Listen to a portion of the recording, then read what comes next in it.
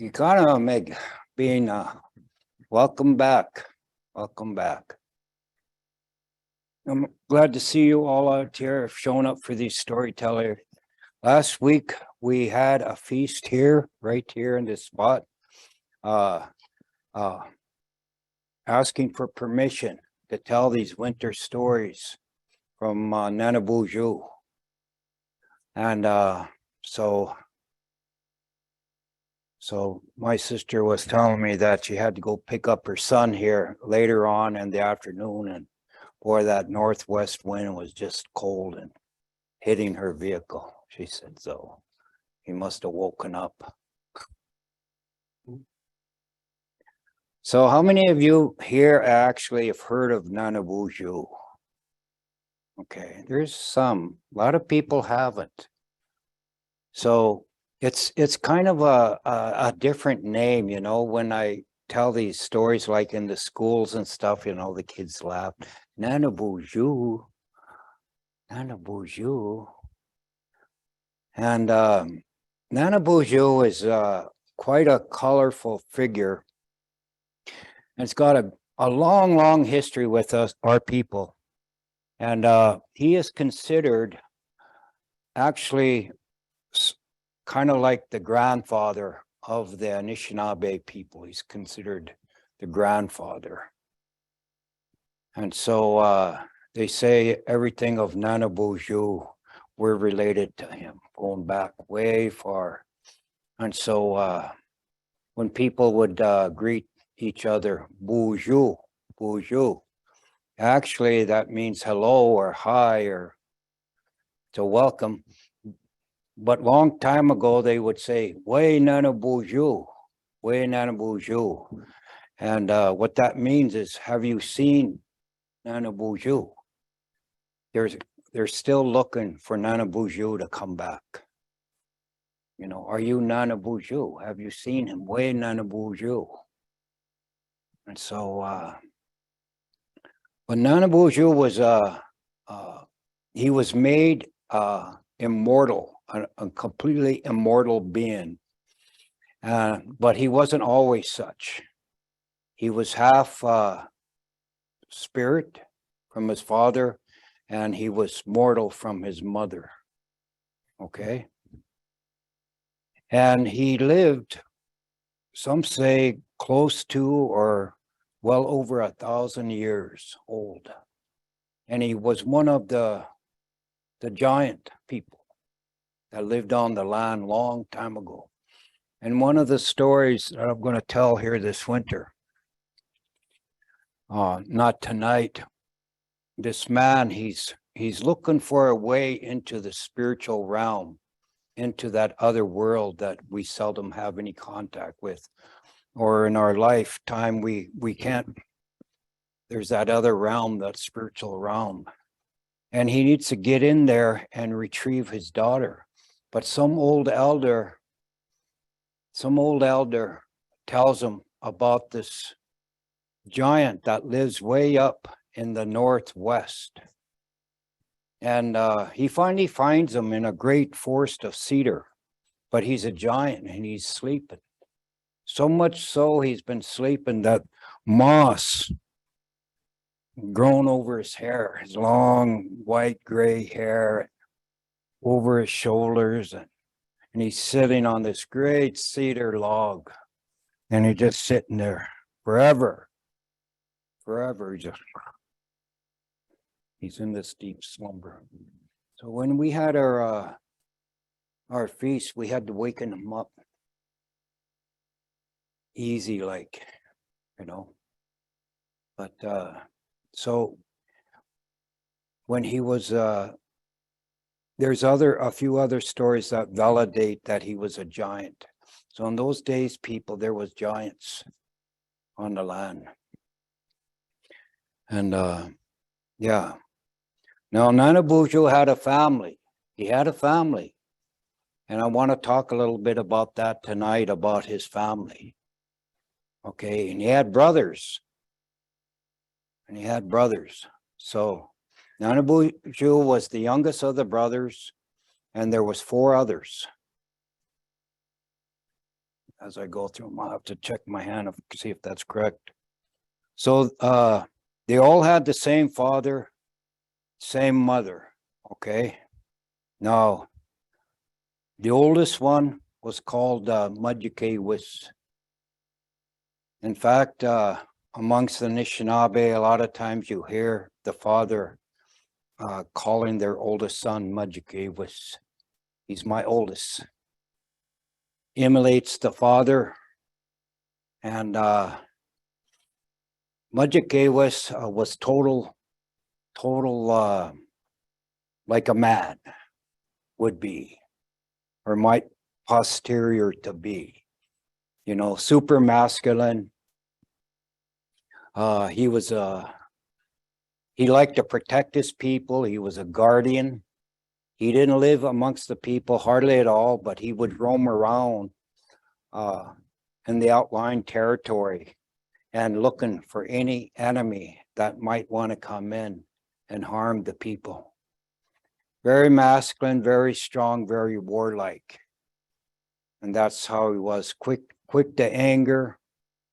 Wasn't very good at reasoning. He'd rather fight than reason. And this was Mudjikewis, okay? Now, then there was the second oldest. The second oldest was Chibios. Chibios, when he was a young man, it said that he was coming back from doing his a vision quest. And somehow he wandered down the wrong path. And he sat there, tried to get his thoughts together and wonder how he was going to get home. And, you know, but he wasn't scared. He was just wondering where he was. And might have been a little bit of scared, you know. He was young. And all of a sudden he heard this calming voice, this real calming voice. And it was almost magical. It just could hear this voice, this noise. It was just making this calming voice. And he just sat there and listened to it. And it kind of put him into just a state of mind that just calmed him. He just, you know, he just felt good, you know, didn't worry about anything else. And all of a sudden he's wondering, what is this sound? You know, so he went searching for this sound and hear what it was. And here behind this cedar growth, here there was a little stream of water. And it was falling over the rocks. And there was a little slight breeze going over that water. And it was just making a beautiful sound. A beautiful sound. And Chibios thought, you know, I'm going to ask the Aadizookaan, the spirits here in this little sacred area to teach me their song. And he did. And so Chibios became the patron of the Anishinaabe for music. Somehow through the birds and through the wind as they went through the trees and the trees that had leaves or pines, whatever, they created these sounds and he would try to mimic them. And taught the people about music, about how important it was to their spirit, their soul. And to this day, the Anishinaabe people are lovers of music, not just any kind of music, just not powwow songs or flute music or, you know, but they love the fiddle music. They love all of that. They just love all the kinds of music. And they're very rhythmic. You know, they just, you know, they just know how to get their body on with that music, you know. It's just like, yeah, that's my father. My father's Chibios. Yeah, he taught me that. It's in part of my DNA. And so that's why a lot of the Anishinaabe people, they're good dancers. They're this and that, like that with the music. So he is the patron of the music. And Chibios also was good friend to one of his other brothers, but we'll talk about him in a little bit. And then there was Pepikawis. Papikawis, of all the brothers, he was probably the most handsome. Not because I've seen him, because all the old stories of the women and the old lady said he was always the most handsomest. He was the best looking man they'd ever laid their hands on, or laid their hands on. Their eyes on. Oh my God.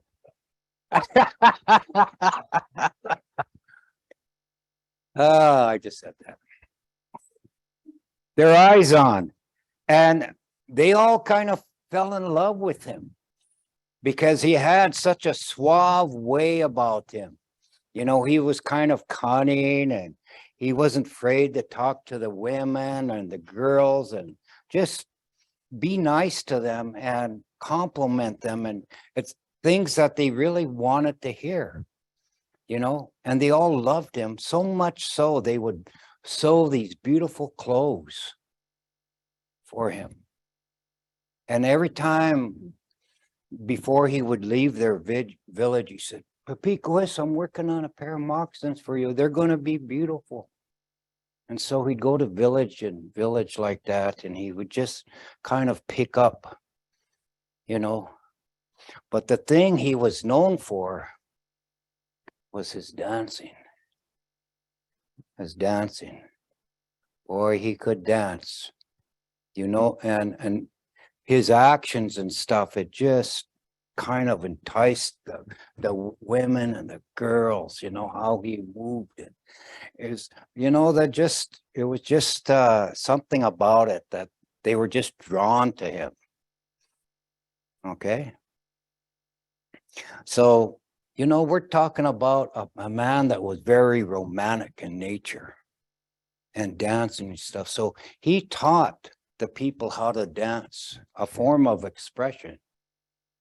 Okay, we know that that is a spiritual thing, this dancing. And then there was another brother, and his name was Daibajamad. Daibajamad. Now, Daibajamad was also different than all the other brothers. Is he liked to? He was always outside the village, and he was always hauling in stuff back to his house, you know. Oh, I can make good use of this, you know. I can make something out of this, or this is what I'm looking for. So he had a tinkering mind, you know. And he would always be working on things, and he had a mind where he could see something that others couldn't see. So Daibajamad is gifted with being an inventor of things. The jiman, the canoe that our people had, it's credited to him because the people, you know, lived in the Great Lakes area, and sometimes they wanted to go take the shortcut, but, you know, they'd have to walk way around, and it was dangerous to go into these big bodies of water. And so he come up with this idea about, he studied that wigwas, that birch bark, and the properties he had. And he made this light craft made out of cedar wood, bent easy and kept its form, didn't crack and all that. He knew how to do all of that. Even the pitch, he invented that pitch. And people have always asked me, well, what's that black stuff that outline is on the outside? You know, what is that? Some kind of a resin? Well, that's pine pitch. And, but once it comes out of the trees and it dries, it breaks off and breaks up like crystals. It just, you know, and only when it's wet or very hot does it have any binding power. But Chibios had figured out if he takes hardwood coals and he smashes them into black powder and he mixes it when it's hot, that pitch, warm like that, it becomes rubberized, it won't crack. And who would have ever thought about that, And so the tia gun, the cradle board that the women carry, that's where that came from, to protect the young children. A lot of times they're in there for a year, the water drum of the Made,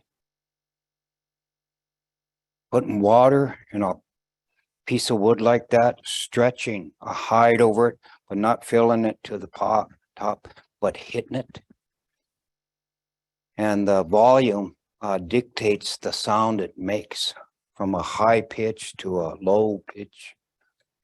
These are all Aadizookaan's inventions. The wigwam, in the cooling part of the summer with the reeds and stuff. All of the things that Great Lakes people sets them apart. And so he was kind of the inventor. Okay. Then there was Nanabozho, the youngest. Now, all his brothers had different characters, and sometimes you can look at your kids and say, yeah, this one, she likes to sing, or he likes to sing. This one likes to dance, and he's kind of mischievous, that little guy, he's always teasing and stuff and gets people upset, and then he'll run away, and stuff. So you looked at the characters of our children or grandchildren, and we see those characteristics within the children.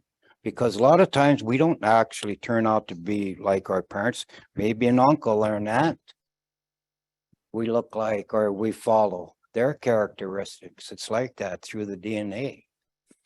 Wonder where they come, and you find out, oh, okay, yeah, I understand that now.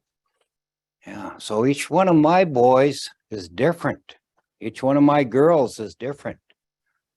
Yeah. One is a builder. He's always dragging junk into the yard, and and pretty soon there's this here and this pile here. And what are you going to do with that? I don't know. I think I'm going to find out, though. I'm not sure right now. But I know it's going to be useful. He said, I'll make something out of it.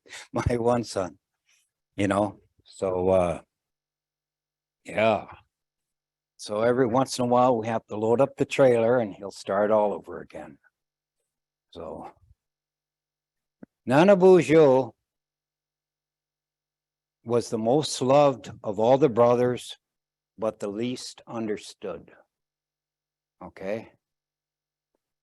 And the reason I make that statement is because he wasn't around the people much. He was always out on the outskirts.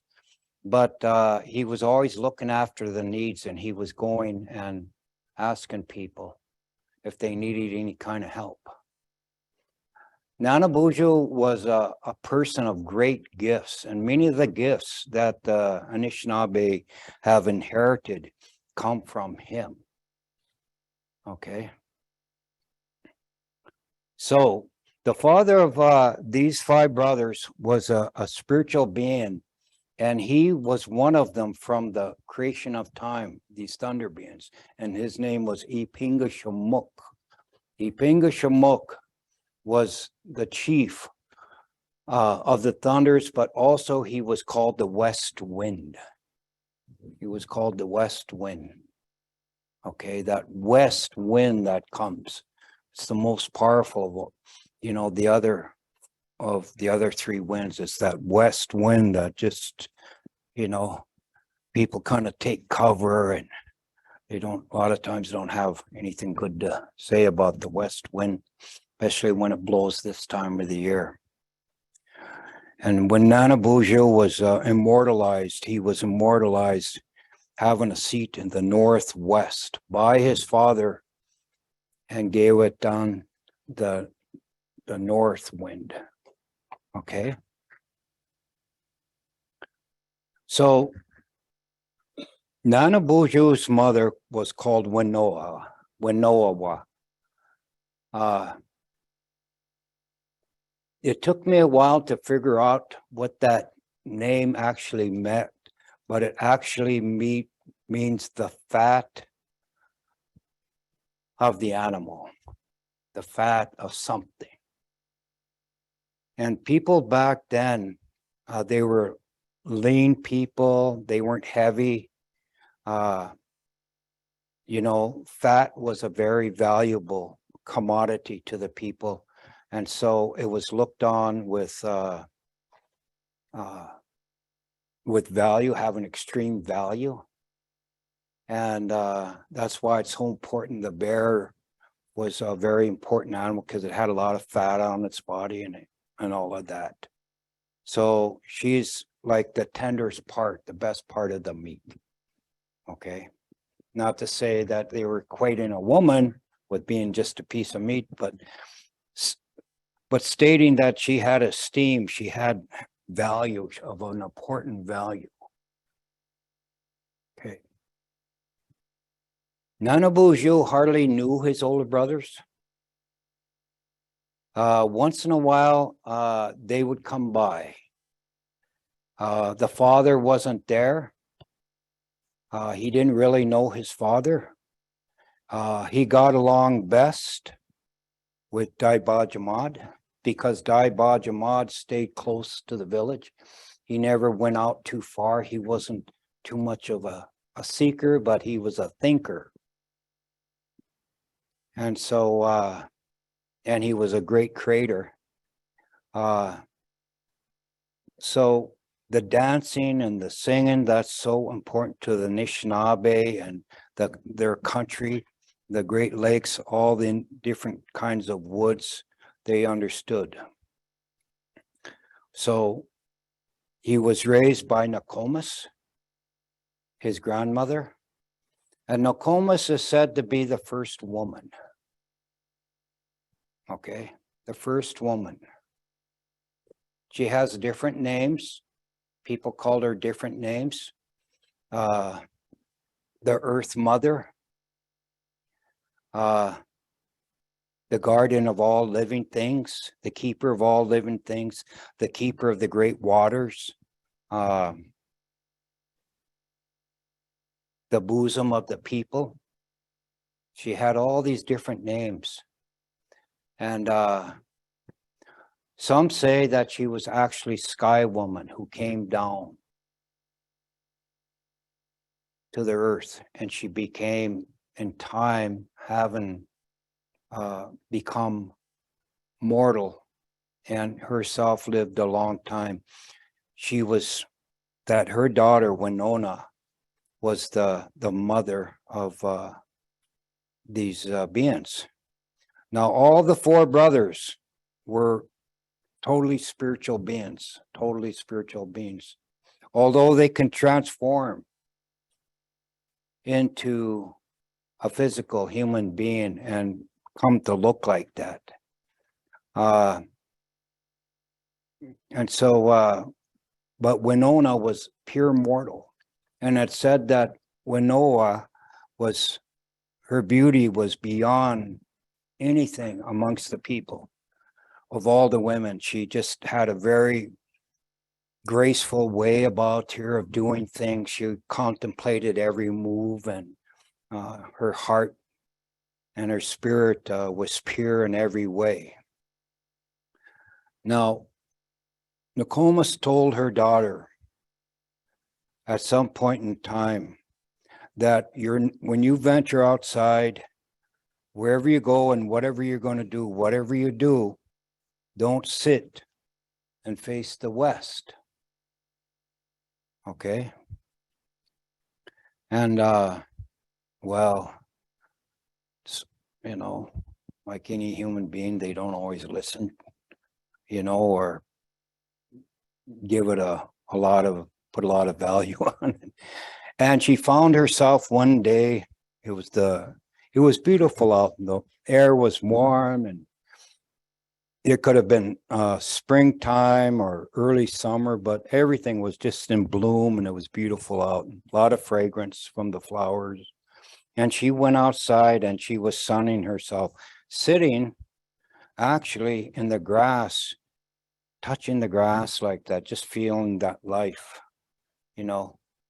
And as she did that, the fume or the medicine scents of those plants just lifted off like that. And it just created this beautiful scent in the air. All of a sudden, here she looked to the west and the trees started swaying. And it got closer and closer, and all of a sudden there was this brush of west wind that blew on her very hard. So much so it blew her back.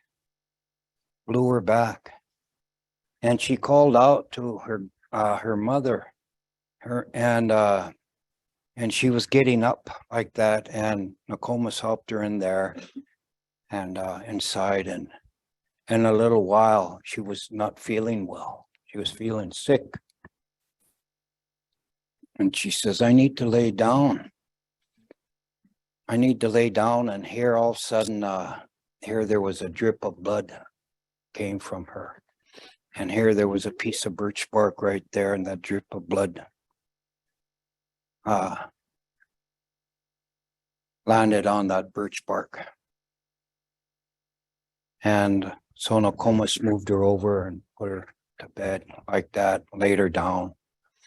And here he said, I told you not to face the west wind, not to face the west wind. And before the next day here, Winona passed away. She passed away, she died. And here, the grandmother went to go pick up, she remembered that blood spot on that birch bark, and she moved it to the side, and here she moved it over to the side of the lodge, and she noticed that it was moving, but at the same time it was growing. She watched it, and all of a sudden it just exponentially, it just started to grow and grow and grow. And here it became an infant, a newborn child. And she was watching all of this, and she says, who are you? And this little child opened its eyes and in its mouth and said, I'm your grandson, Nanabozho. Yeah. So Nokomis knew what had happened to her daughter. And she always kind of kept that from Nanabozho, her grandson. Mm-hmm. And Nanabozho grew up with Nokomis, and as best she could, just like today, in today's world, you know, we have grandmothers and grandpas raising babies and children, you know. And Nanabozho always wanted to know, where's my mom? Where's my mom? What happened to my mom? Why isn't my mom here? Where's my dad? Why isn't my dad here? You know, and she would never say anything. She said, oh, that's all just sad. She says, I don't like to ponder on that. She said, let's do something fun. Let's have some fun. Let's do something nice. And the best she could, she would teach them the ways of a man and the ways of a woman. And she tried to create that balance in him to appreciate work for both the man and the woman, but at the same time, you know, to take his place in the world. And so as Nanabozho got older and older, he kept questioning his grandmother more. Nokomis, why is my mother not here? Why isn't my father not here? You know, what became of them? And once in a great while, his brothers would stop in to see him, but they really didn't have a lot to do with him. but the Nanabozho would bring something to him, always a little gift. And he would live over a few villages away, and once in a while, old grandmother would take him over there, and they would spend some time, although he was much older. And Papikawis would show him how to swoon the women, and show him the moves of dancing, and Chibios would teach him how to sing and things like that. And he found by teaching Nanabozho that a lot of times it helped with his grief. And he didn't know how to voice his frustration, the trauma of living without parents. And so the singing and the dancing helped him in a therapeutic way, you know, to find his balance in life. And it said that one day, the word had came back to Nokomis that there was a big fight between the older brother and Chibios,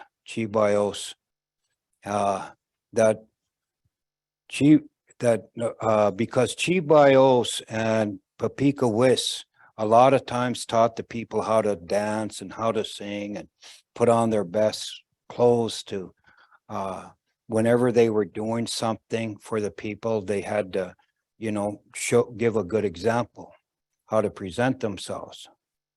And this made Mudjikewis mad, and there was an argument between them.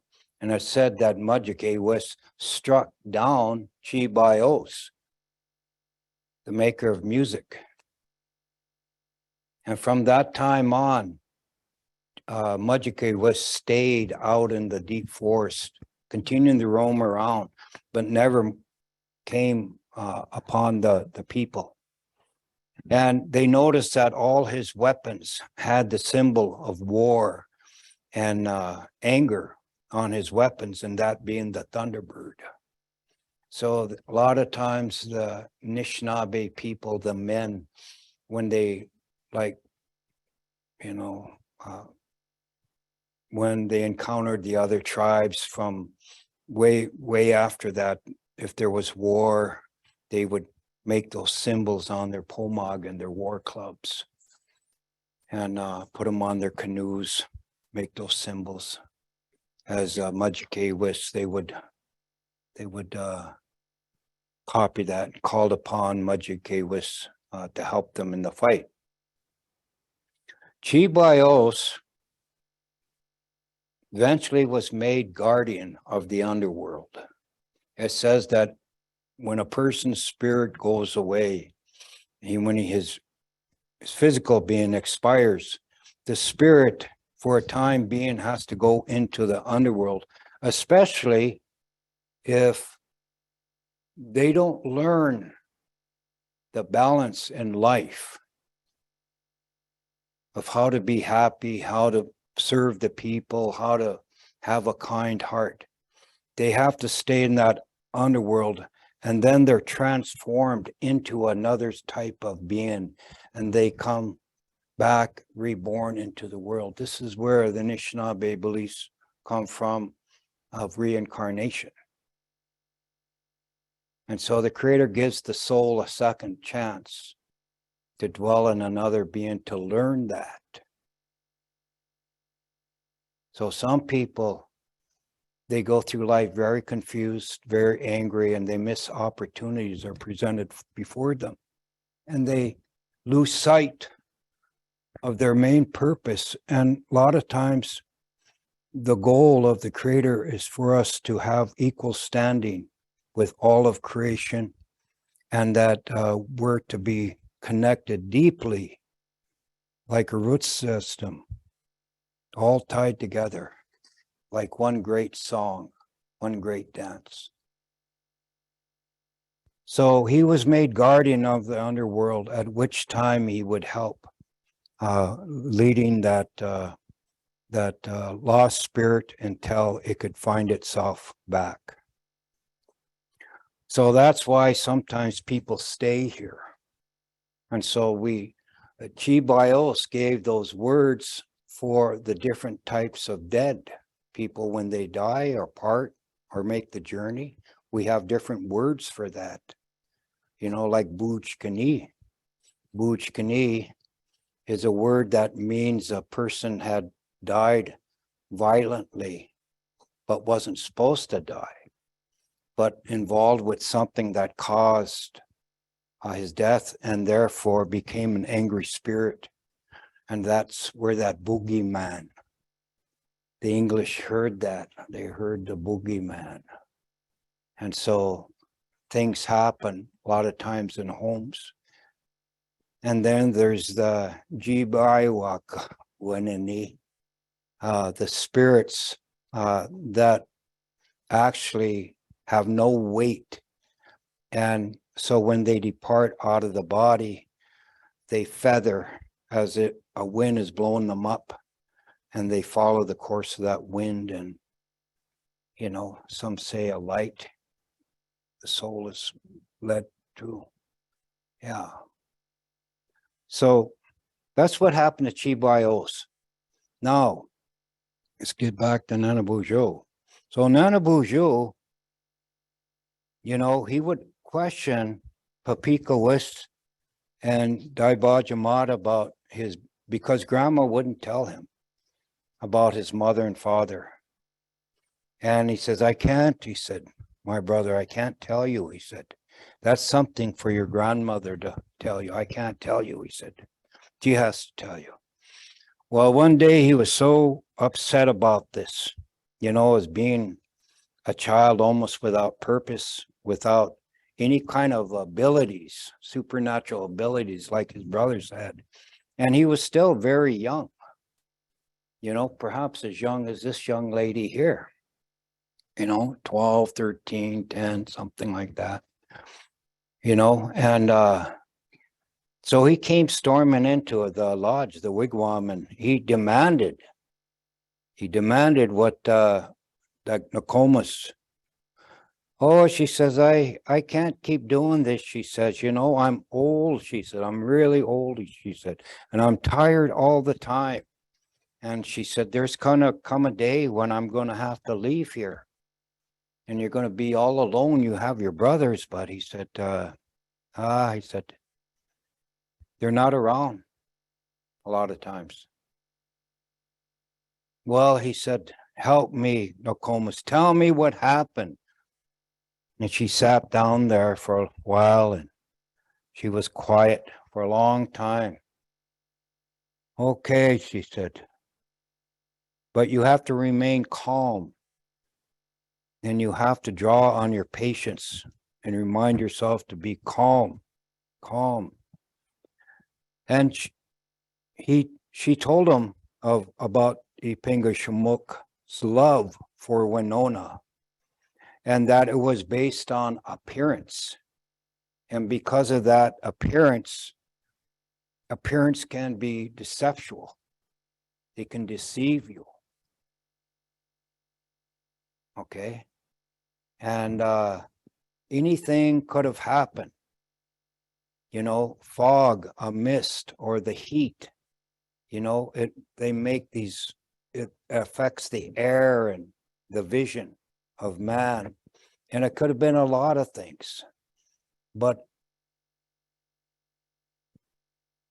Winona always believed that Ipinga Shumuk loved her, but he also found out right before you were born, before you were conceived, that she was a mortal being,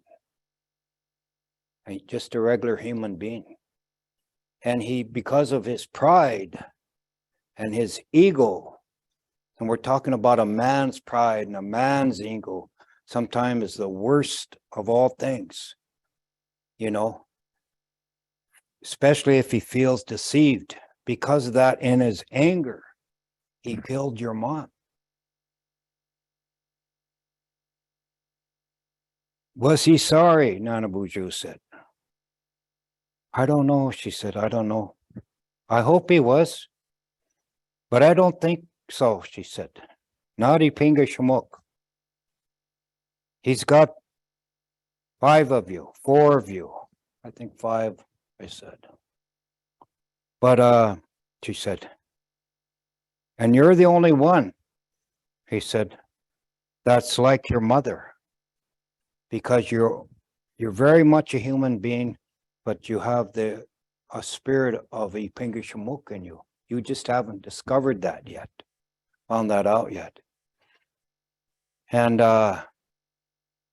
And so he heard this tragedy about his parents and about love and about companionship and about deception and all of this. And he was a young person. He didn't understand all of this. All he knew is that he became more angry every time he thought about it and very upset.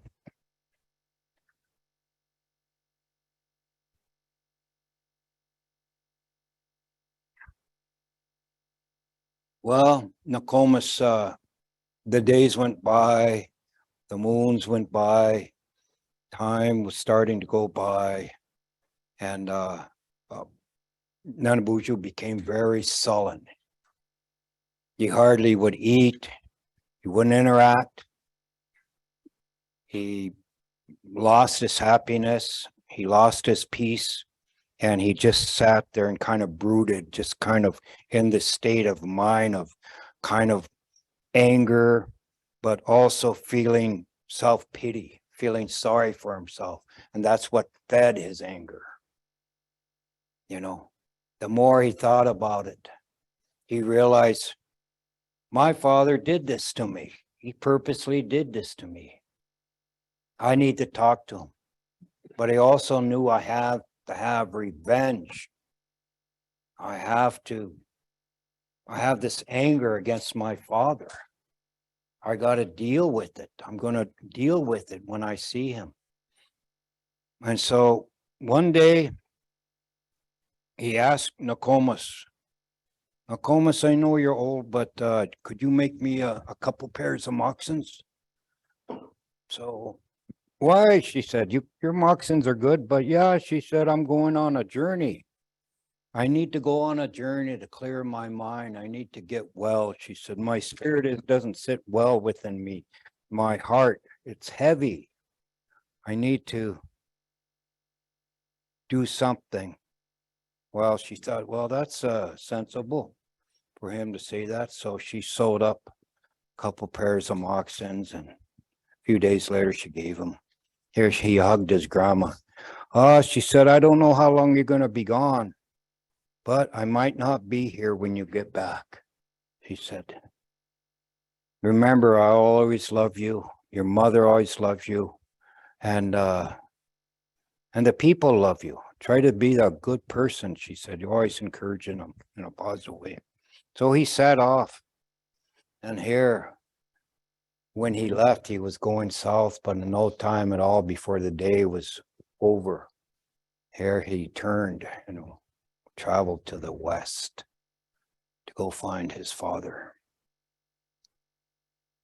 Any questions so far? Huh? Any of you heard this story before? No? You've read it?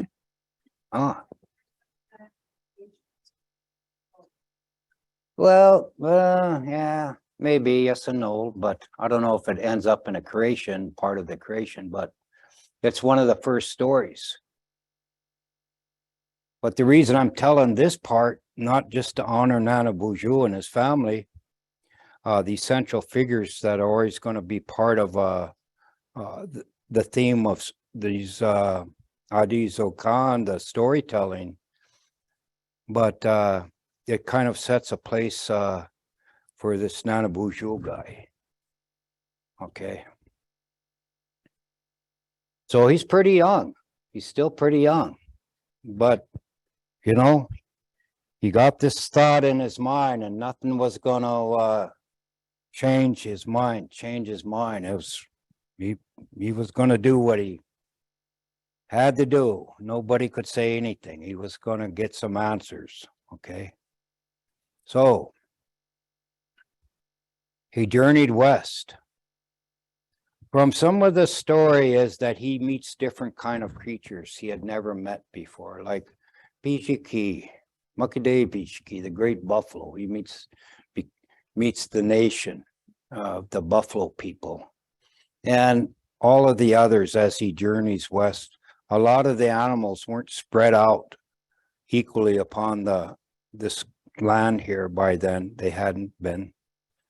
And so he encountered there. One day, while the sun had fallen, it was nighttime, and he was sitting around his fire like that, he felt a presence, a strong presence of something, and he looked into the darkness, the shadows of the trees, and ever done that? It's like, oh, like, creeped out. Hey. So anyway, he was feeling this presence, and he wanted to go to sleep, but he was kind of sure if he should, because he'd be laying prone flat and he'd be in a vulnerable position. And so he waited and waited, and and he had his arrows, he had his knife, he had his spear, he had his pomagan, his club, which was a gift from his brother.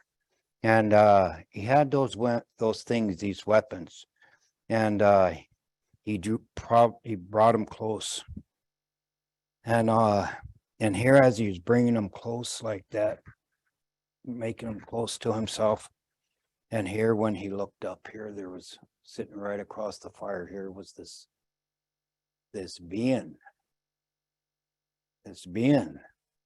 and it startled him, and he looked at it, and he'd never seen anything like this before.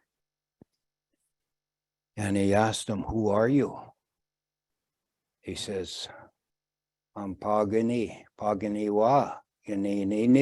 I'm your older brother. I'm your older brother." He said, "No, Kawi, no, you're not." He said, "You're not my older brother." "Yes, I am." He said, "I am your older brother." He said, "That one that hides in the forest." They also call him Sabe, or some people call him Black Bigfoot. Okay. So the people, he was called, that name means he's a wild man, kind of lives out in nature. And so they talked most of the night, and he knew that he was going because those people, they know your thoughts and your motivations, especially your direction. If you're out in the woods, or if you're lost, or what you're doing out there, they know your true intention of why you're out there. If you need help, you're on a killing mission to destroy the animals or something. They have that ability to know that.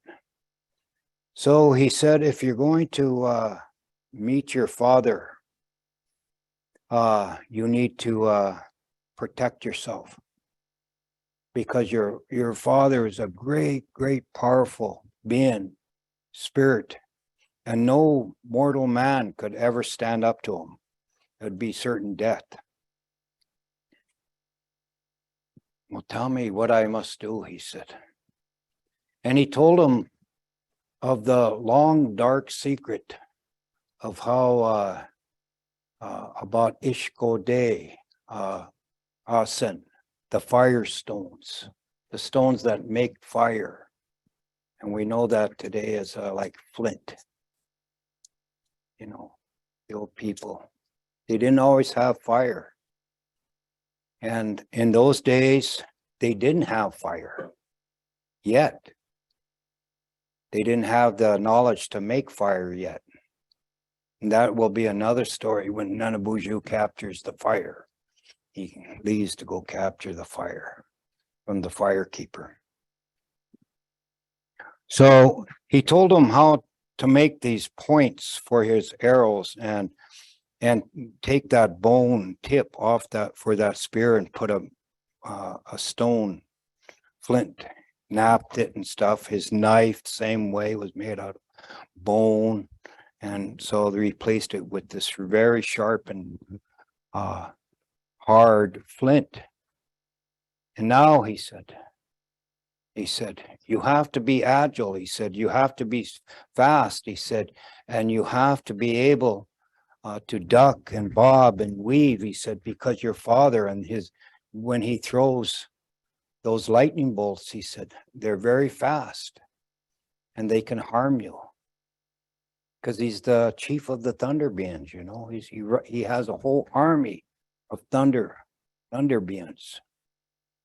And so finally, in his journey, Nanabozho makes it out west, and he looks, as he's going through the mountains, he looks for he knows he must live on this exceedingly high mountain. And so it took him quite a while, but finally he made it to this mountaintop he believed his father was, and there was no trees growing there, and it was always darkness above there. And he waited in the rocks, and he waited, and sure enough, he seen made out of the rocks this dome shape structure, and it had a hole in it like the door. And he thought, oh, this must be where my father lives. And Pingashamuk already knew he was there, and knew he was coming. And out of that lodge went this great lightning bolt. And Nanabozho, he jumped off to the side, and here this lightning bolt hit this big granite hard rock, and it just split this rock. He said, you have no reason to be here, he said, whatsoever, he said. I'll let you live if you leave now. Nanabozho, he stands up and he says, I'm not afraid of you, he said. He said, I know who you are. And my mother's name was this, Winowawa. He said, I'm her son. I'm her son. And there was a silence because there was all this rumbling. You know, when that thunder is coming close, it's rumbling like that. Scary.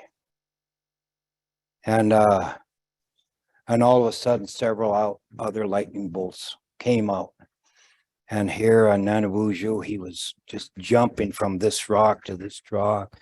And all doing that, he was getting all these scratches, and he was blooding up himself from the sharp rocks. And all of a sudden here, he looked up and he see Pingashamuk come out, and here his hands, fingers were lightning bolts. His feet were lightning bolts. His hair was covered with light and lightning bolts, his eyes. And he stood like some great electrified human being. Well, it wasn't a human being, but a person or a thing. He addressed Nanabozho. He says, you have no purpose here, he says. What has happened in the past is the past. He said, leave here. He said, I warn you, leave here. And here Nanabozho, he reached it and he started shooting his arrows. And he protected himself with that lightning, and it would just flame up those arrows. And pretty soon he only had one. And he waited, and he took, because Pingashamuk was going like that. He was going like that. And so his whole front of him was full of all these circular motions of lightning. And here he waited until his hands hit low, and he shot this arrow, and it came to graze Pingashamuk.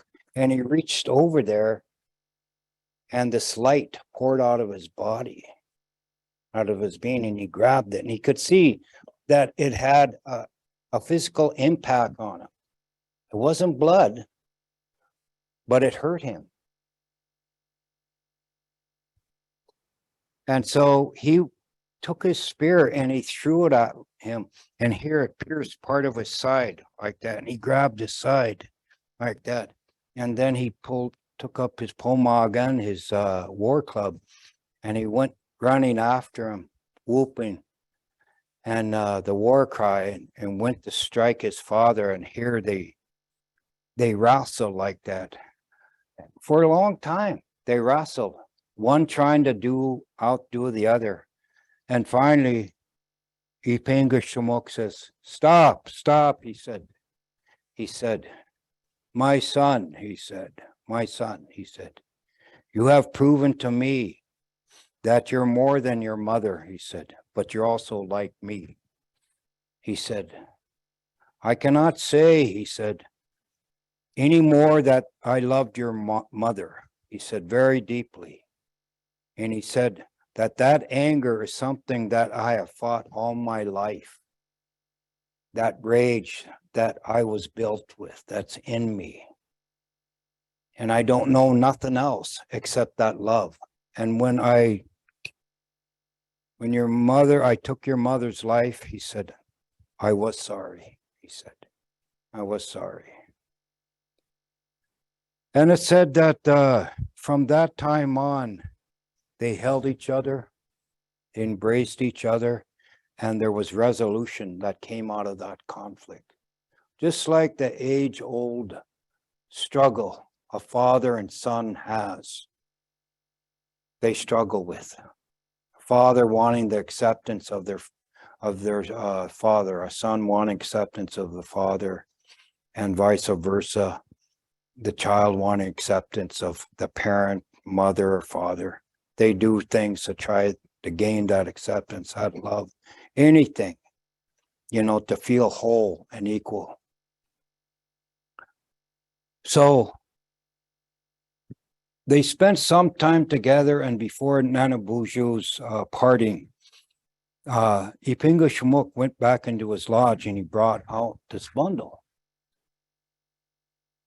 And he presented them this bundle. And he said, take this back to your people. He said, I give it to your people. He said, let them remember me. He said, let them remember me. And here he took the wrappings, and here it was a black pipe, a thunder pipe. He said, whenever the people smoke this in earnest, he said, I'll help resolve the conflict. I'll help resolve the conflict. They'll know that I'm coming because it will scare them. But I also have love in my soul because my being provides the waters for the earth, and my lightning, it cleanses the air for all living things. And so he was given that pipe, and that was the first time that pipe was given to the Anishinaabe. That was how we got the pipe from Ipinga Shumuk. Okay. Now, when he also told them in the springtime, he said, when I pass over, he said, if the people don't have the access to the pipe, let them take their sacred offering and hold it up before and when I make myself known. And they offer their tobacco in the spring to the thunder beings. And so that's part of our tradition back home, and a lot of the Anishinaabe out to the east, that in the springtime when they hear that first rumbling, that first striking of lightning, you know that it's coming. You go outside and you offer your tobacco. That spirit, that thunder spirit will bypass or go over and won't harm their family and their lodge. And out of respect, they offer that. Now, we still do that. A lot of people do that back home, and others have do that. They offer that in the spring. But also after between the first and second thunder, they bring out that thunder pipe, and they talk about resolution, what needs to be done to resolve problems, real problems in the community or amongst their people. And so the thunder may seem fierce, it may seem scary, and it can be scary, but in its nature, it cleanses and brings life to the earth. And that's part of the powers the Creator gave it from the first time, as a protector of the living things that are here. So, yeah.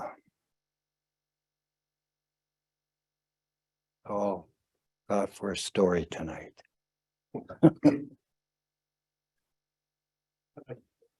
Yeah. So with like part of that, my dad always said for us, it's like never have favorites. Yeah. So if you have a favorite, he says you're not paying attention to all the other kids or other people, and they get jealous or mad. That was probably the best thing my dad ever taught me. Yeah. I just had a dream about it last night. You did. Awesome. That's not always the case, though. I've seen that, where sometimes parents will have their favorites, but it's, They don't want to hurt. yeah, but as a thing, a lot of them, the other children get jealous or they'll hold resentment against that son or daughter, and it shouldn't be. Children should be all loved equally and paid attention the same. Doesn't always happen though, but it should try, It's your first gift.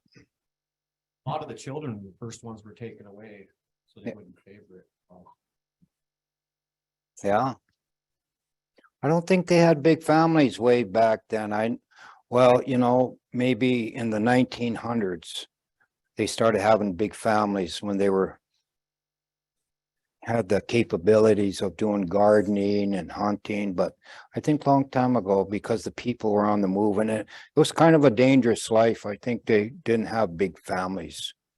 The 14, 15, 12 kids, kind of turn them on this field with families like that. You go to some, oh yeah, my grandparents had 12 kids. They had 14 kids. I know one woman and her husband, a whole, they had 22 kids. 22 kids. That is, yeah. Well, yeah, back then it was easier for them to take care of their children. They were to a certain age. Yeah. Too many in a row, it's harder. Oh, yeah. I don't know how would you give all those kids attention. A friend of mine that lived up north, we would get our wood together wintertime. He was a Nadu. He had a big family, him and his wife. And of course, it was better for him to live on welfare than actually get a job because he couldn't make enough money to support his family working a job. And plus, he couldn't leave that burden just for his wife. And so they had like 18 kids, but it was like big cooking pots and all the bunks. They were bunk beds. Girls sleep on one side, the boys sleep on the other side. And during wash day, I mean, it was just crazy. They had big gardens, but but they all grew up. Him and his wife were sadly killed south of St. John in a car wreck.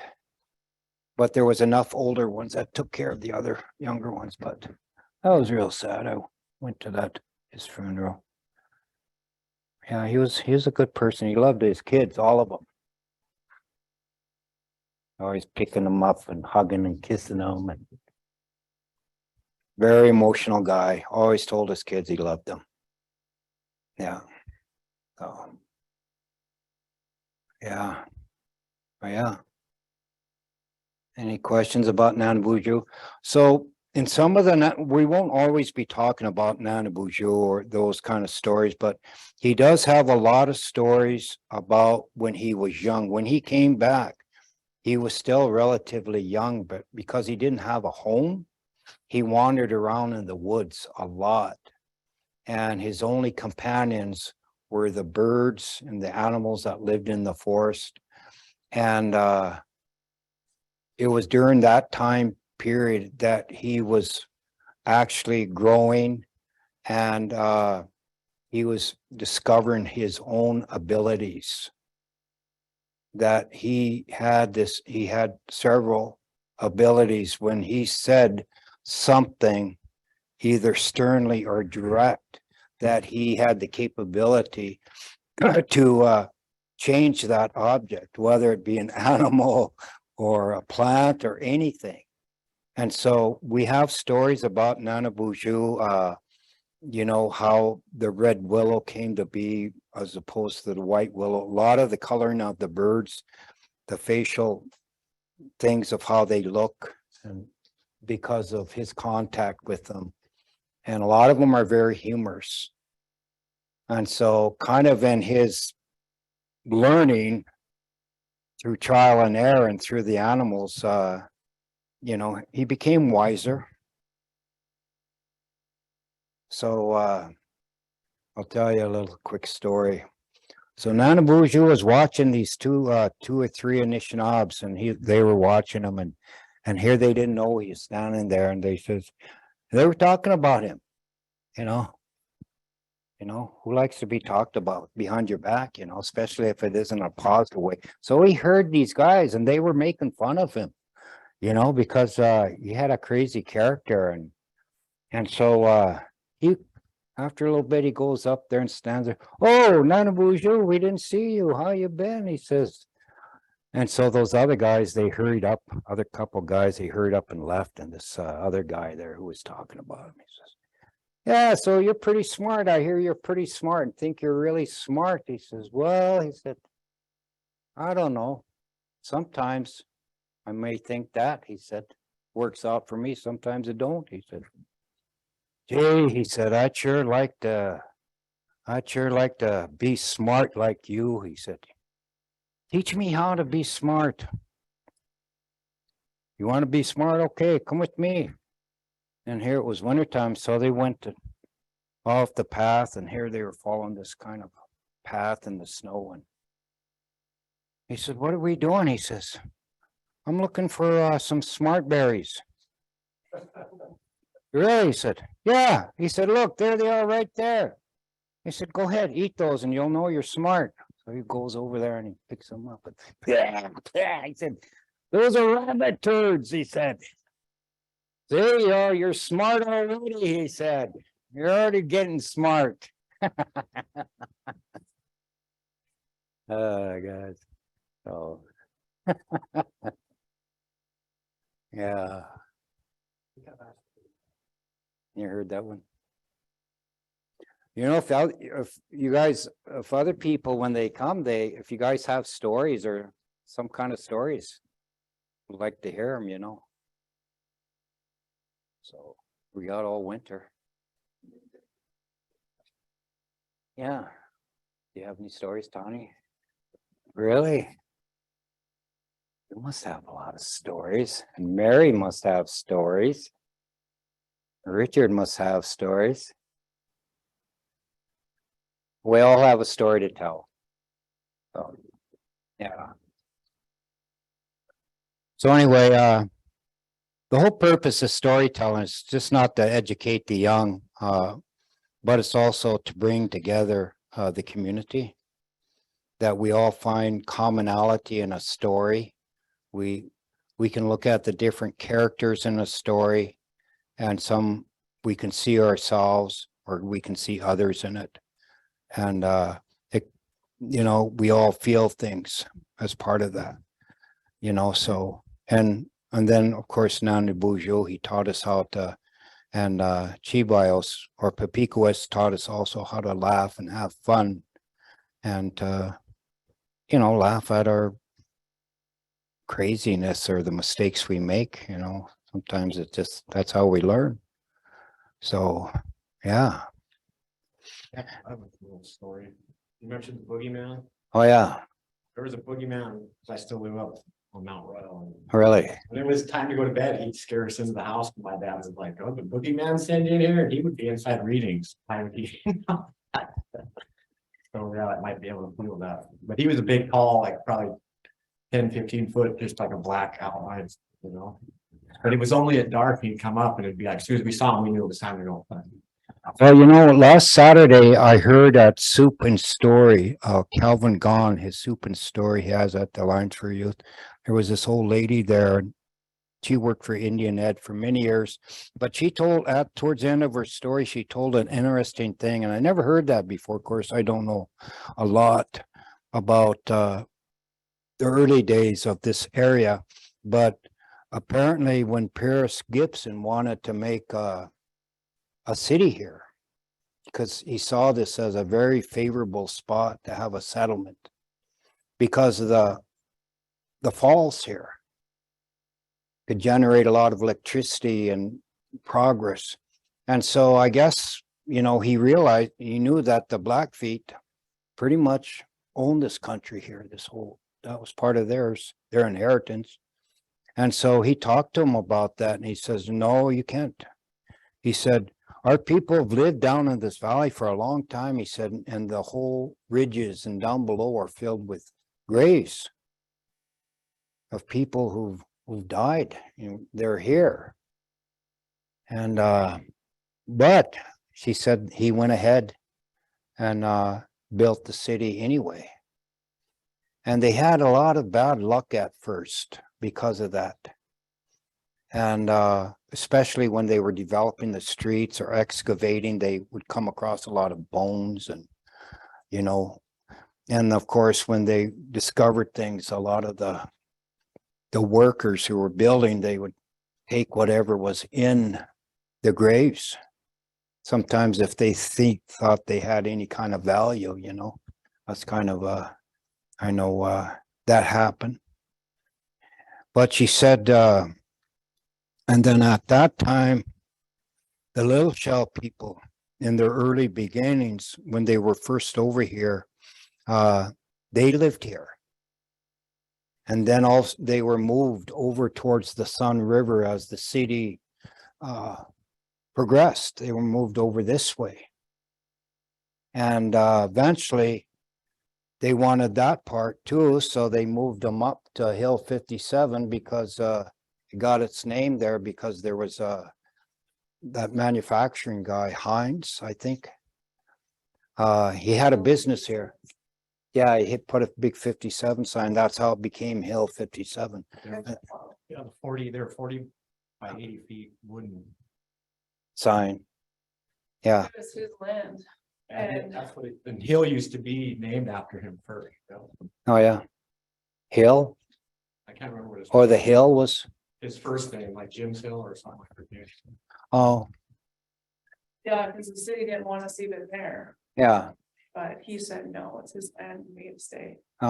Okay. And then she said where he was buried was one of the first graveyards actually created for the city in Great Falls. And when they were actually digging the pit to lower the coffin in, here they were pulling up bones, human bones and partials of skull, you know, and things. So it was actually an Indian burial ground, native burial ground. He was buried in. And so she made the comment, this old lady, I forgot her name, Beetle or what? Huh? Shirley Ballett, yeah. And she said it was really interesting, but I'm sure she said he kind of got what was coming to him, got haunted in his grave. So, but I found that very interesting. I thought, you know, I just, because I didn't know, you know, really, I mean, I grew up around here too when I was very young, and we got taken away because of the drinking, but in our home, so. Yeah, so anyway, yeah, but I still have a lot of relatives out here around here. I just don't know them all.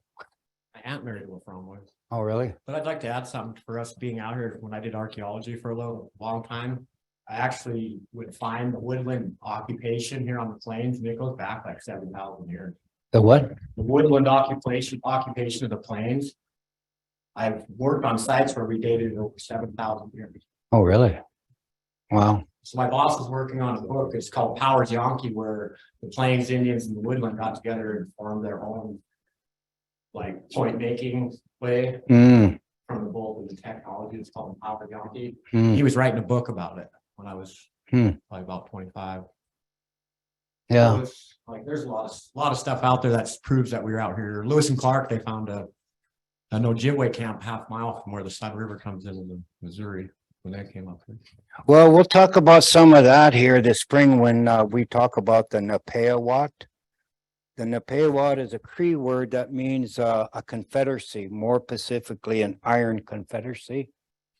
when we talk about how our people against the ancient prophets of the seventh fire, how they were told not to have a lot of dealings with the French and what would come of it if they did originally, how it would evolve. But our people, of course, like the materials. They were using flint back then and bone for tools. But when they seen the metal knives and the metal cooking pots, and they brought the beads and these and cloth, they had never seen anything. And even the spirits liked them. We have a word, and because when my father-in-law was alive, I never heard that word. Well, I did hear it, but I didn't pay attention, but I didn't know what it meant. And I asked him, and he said, "We Panusanan." And I said, "Well, where does that word come from?" And he said, "A long time ago," he said, "when the first French people came," he said, "some of the rich ones, the more richer ones, not just the workers that wanted to trap, but the more wealthier ones, they had these silk or sack scarves around their neck. And they would be in their great ships, and they seen that the spirit seen that shiny cloth, and they wanted it. They were attracted how it glistened. And that's why people will use like a ribbon, or instead of the cotton cloth, they'll buy the more expense, like the satin and stuff. The spirits really liked it. That's what that means, way Panusanan. And so that's where they saw it. So even the spirits back then, they wanted something from the French, he said. So, but anyway, yeah. So we all got trapped into that materialism, and then we depleted our country, fur-bearing animals, and all the wars that were caused out of that. Because the Iroquois nation, they got into it first with the Dutch and the French. And they said within 30 years, they had emptied every creek, every stream, every lake, every river of any kind of fur-bearing animal. And basically those went to the rich back in Europe, and they would wear them on their collars, on their cuffs, their hats, show their elitism, their vanity. And the great wars in the Great Lakes with our people were based on that, where the Iroquois were trying to drive our people off our lands, and two great wars in a close period of time. And luckily our people were able to repel them, but they wanted to take over. As our people were moving out west, they wanted those furs, rich furs. But we got into that, and like everything, we depleted our own lands for guns, for ammunition, pots and pans, cloth, all this new stuff that made life a little bit easier. And of course the missionaries came, and that was part of what was talked about in the 6th and 7th fire, the great promise of joy and salvation. Turned out to be a false one for people. So, but in the beginning, and a lot of people don't realize that, when the missionaries come, our chiefs agreed to send some of our children with them to be learned, the French and things of the scripture and stuff. They wanted that communication between the French and them, and there was the marrying of daughters to them to make them relation in the beginning. And then those children would eventually, through a generation, they would go against the leadership. They'd go against the old teachings of the day, the old traditional ways, and kind of pull the people towards the Christianity, the Bible way. And that was the start of the great grief. And so, yeah, from the beginning, our people were kind of, we got bought into it, the greed, the nice things. And eventually it just flooded over us. We had, eventually then it just, yeah. And the Napeawat, the Iron Confederacy, was all about that. The chiefs knew if they could control all the trade in the northern plains, they had a power.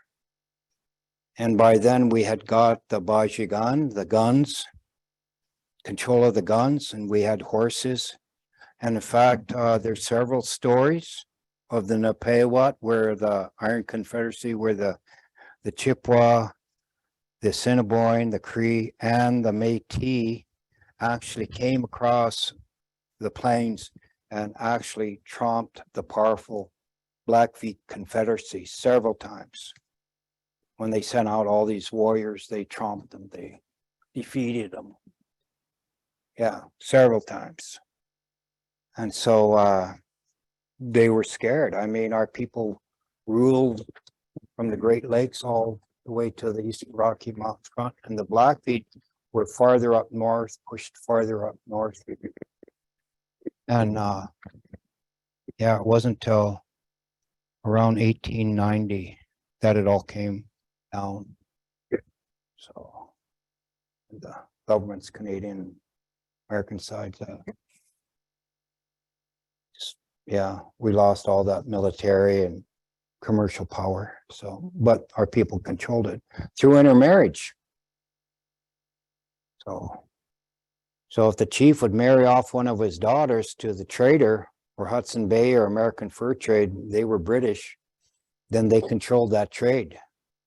That chief and his warriors told that trader who they could sell to, who will supply you the furs, but you don't trade with the Dakota or the Fox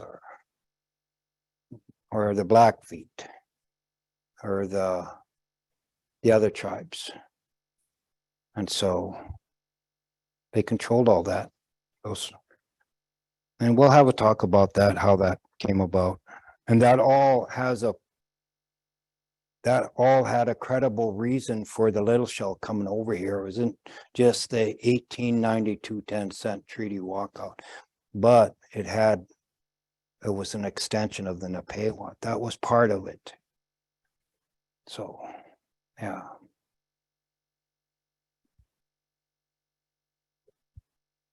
All right.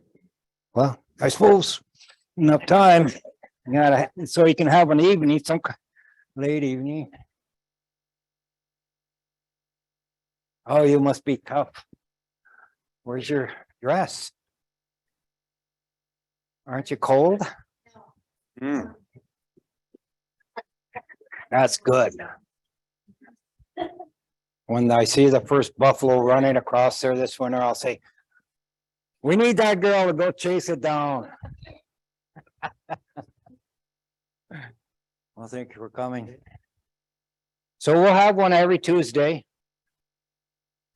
And then I'm going home this weekend and I'm bringing back these old birch bark scrolls where actual legends and things were put on. And you really get to see an insight of how the people thought and how they behaved 10,000 years ago. During the last glacial period, or when that glacial era was still there, so a lot of those stories have to talk about their interaction with the spirits and powerful beings at that time, and how they thought and acted, Richard. And a lot of teaching stories, a lot about parents, about children, how they acted in different situations. Yeah. Oh, okay. Upstate journey.